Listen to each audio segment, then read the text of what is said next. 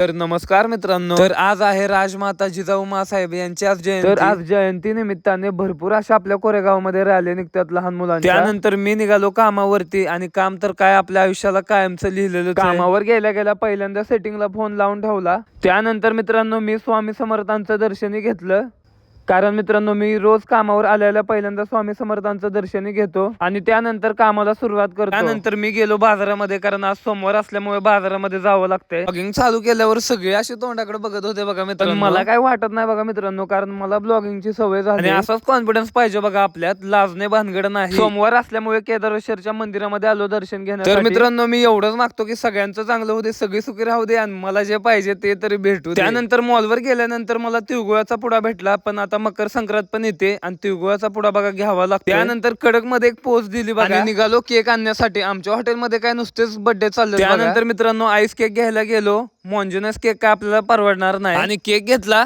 Cake घेतल्यानंतर आपल्याला लय दिवसातून आपला मित्र भेटला आणि साहिलला भेटून खरंच भारी वाटलं. त्यानंतर मित्रांनो मी निघालो. त्यानंतर आपल्या कोरेगाव मध्ये सगळ्या शाळांच्या रॅल्या, कारण आज आहे राजमाता जिजाऊ माँसाहेब यांची जयंती. त्या निमित्ताने सगळ्यांनी रॅल्या काढलेल्या. डेकोरेशन तर एक नंबर केलेलं बघा.